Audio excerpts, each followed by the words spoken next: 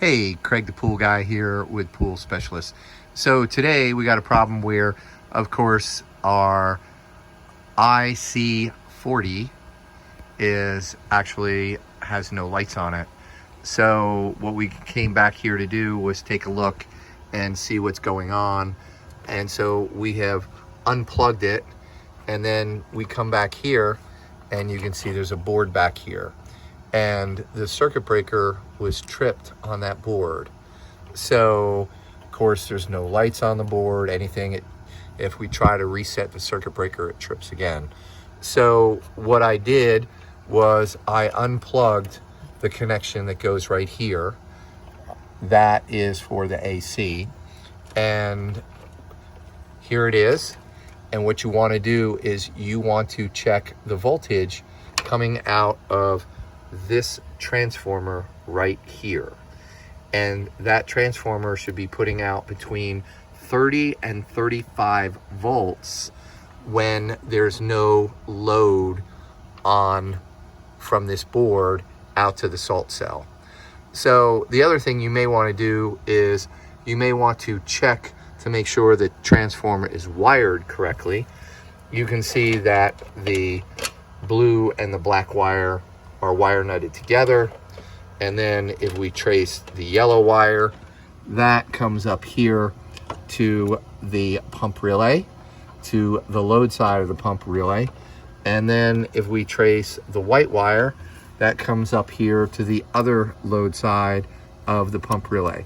And that is correct. It needs to be on the load side of the pump relay, the filter pump, so that when the filter pump is not running, there's no power going to the salt system.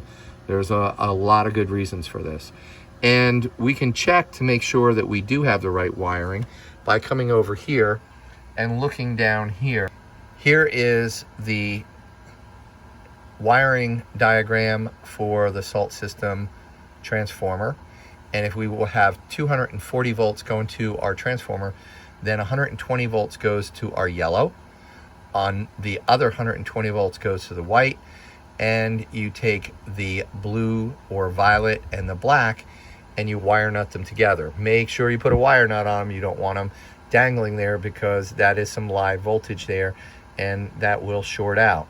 If you had 120 volts driving it, then you would have the 120 would go to the yellow and the black, the neutral or the white.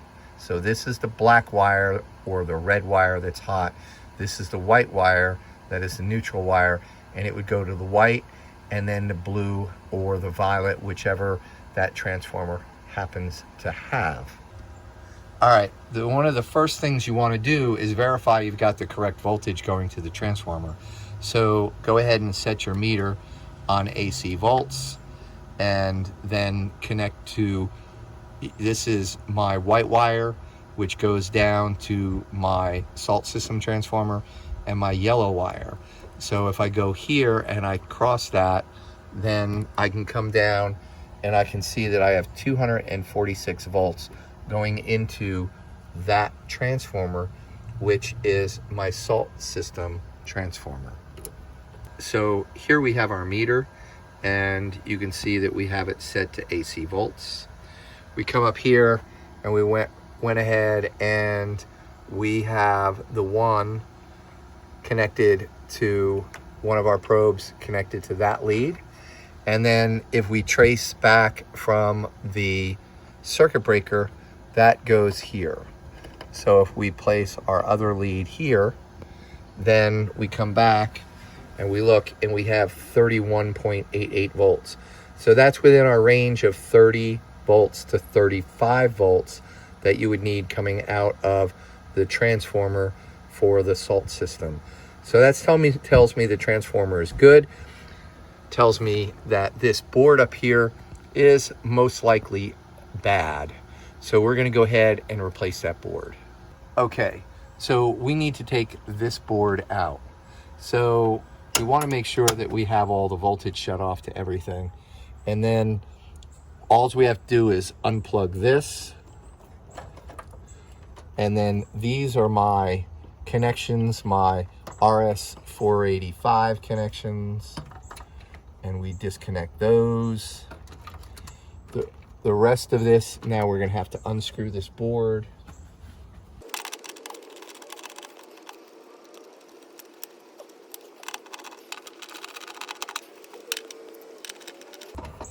And this top screw is very important because that works as a heat sink for the bridged rectifier that's connected on the back of this board.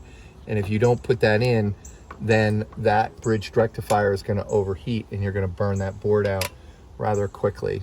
Okay, so we have to very carefully remove the stanchions from here. And what you're going to want to do is get a pair of needle nose, and then you can actually collapse that in. And when it collapses in, then it'll come out of the board very easily. So be careful with them that you don't break them. A lot of times they don't ship them with the new board, which that would be kind of nice if they did. Next, we have to take the wire off for the ground, which goes to that board. And then we're also going to have to replace the wire going to the 12 amp circuit breaker for the salt system. So in order to do that, we take this off.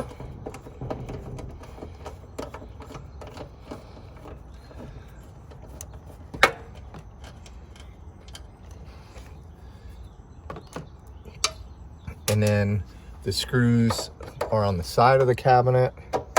They have to come off. It's really nice that Pentair uses the same size hex screws for everything. Makes life a little bit easier rather than having to juggle around different tools. I tend to like my Milwaukee 11-in-1 because it just handles everything that I throw at it. And I can just bring one tool instead of my whole toolbox.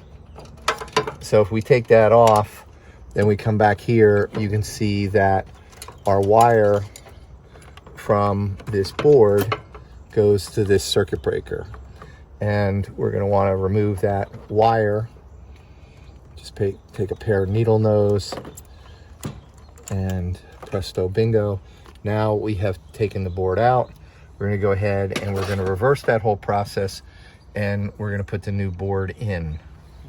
Okay, so we have our new board here, and it came with the new stanchions, which was really great. So the first wire that we're going to put on is going to be the one to the 12 amp circuit breaker. And we go ahead and wiggle that on, make sure it's on nice and snug. And then we have to attach this back to the case. So we put the sides in first so that we can line it up. And never tighten them all the way, because if you tighten them all the way, then you have no flexibility for the variances. And next we want to go ahead and make sure that we have our ground connected. We don't have that ground connected. That could cause some problems and potentially even burn the board out. So make sure that the ground's connected correctly.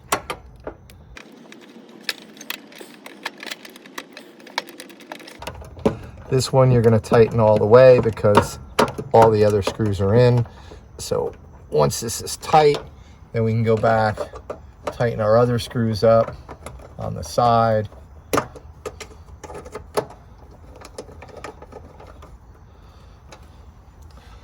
course, we want to make sure that we put our larger screw in for our heatsink, which is in the back.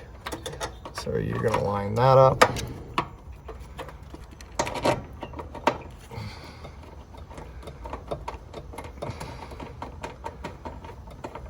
And once you have that set, then you can take the two screws that go in for the stanchions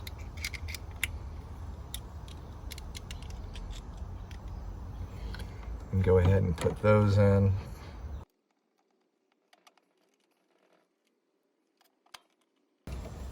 You can go ahead and tighten these down once you have all the screws in, and then you're going to want to go back and make sure that your heat sink screw is nice and tight as well.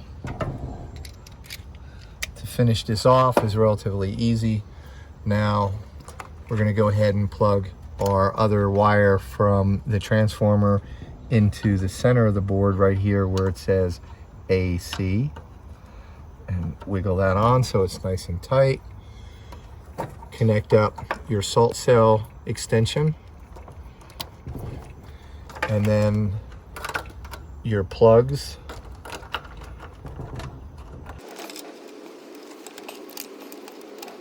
And this is a great feature in here that allows you to use this salt board as a distribution board so that you can connect multiple RS-485 connectors to it.